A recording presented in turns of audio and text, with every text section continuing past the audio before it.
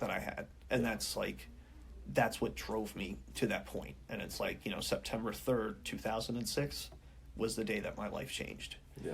Just got back up to, to school. Had one final blowout fight with my girlfriend. And, that was it. It was just, full on, mental breakdown, you know, and just couldn't see any other way to make the pain I was experiencing at that time. Couldn't think of any other way to make it go away. But just to end my, it's did I want to die? Not so much, but I saw no other way out of that situation, I didn't think I was going to be able to handle. I thought the pain that I was about to cause everybody from, especially my family, especially my parents, right? I was so, just messed up with my thinking that, I was going to hurt them so bad by asking for help. I couldn't even, comprehend the amount of pain I was about to unleash with doing what I did. Right. So there I was, sitting in my apartment, on my bed, had looked up at the dresser, had an unopened bottle of Tylenol, 250 milligrams, and decided to just swallow that bottle. And I did in a matter of two big gulps, chewing it down. I was always, and still am, I'm always crazy about Arizona big cans, right? Yeah. That's all I used to drink in college, because it was you could always just run in there, 99 cents, how can you beat that, right? So, most likely I had an Arnold Palmer. It was either that or a Gatorade. I honestly can't remember what I chased it down with, but I would probably say it was an Arnold Palmer. Yeah. But in two massive, just mouthfuls, just swallowed down over 200, pills of Tylenol. Yeah. And, went out to my car, thought I was going to, drive away or something, but I didn't.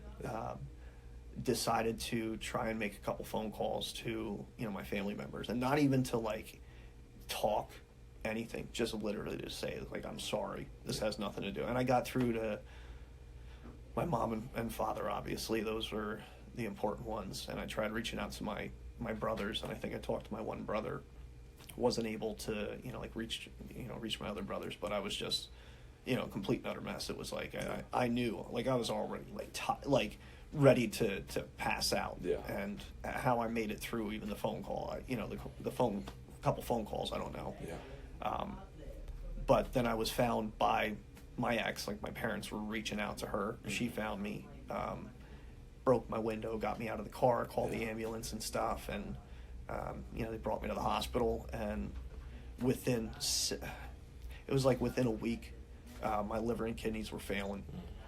It completely shut off. I blew up from 155 pounds. I went from 155, liver, kidneys, everything failed. I shot up to 240 pounds. My body, everything was just completely shutting down on me.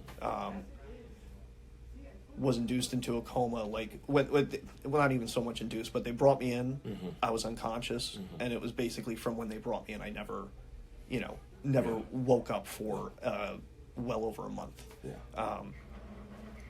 I had, when I was blown up to 240 pounds, I had compartment syndrome surgery done, which they basically opened me up from my pelvis up to my sternum. Ended up staying open for a few weeks when I was, just because I was too big to do anything with.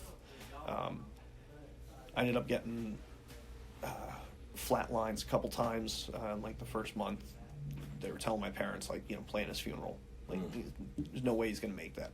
Less than a 1% chance of survival at this point.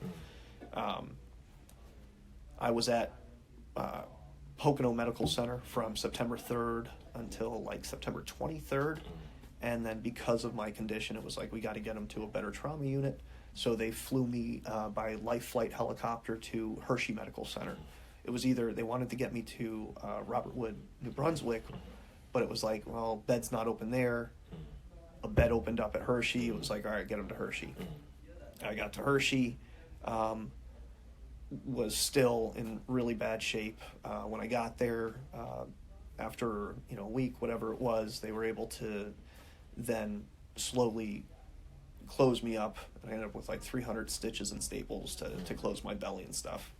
But when I initially ended up in the hospital, and they induced me into the coma and everything to make sure I wasn't going to wake up, but I was ventilated. I mean, everything had shut down on me. Like, I had full multi-organ failure, septic shock. I ended up with a staph infection. Everything had just shut down on me. So initially, just from being in the coma, I lost circulation to my hands and feet. So like the front half of each foot was black and necrotic. So it's almost like mummified type tissue, right? So that was just right away, and it was like both my hands were black up to the wrists. So, initially the thoughts like, oh, he's going to lose hands, feet, and I'm in the coma.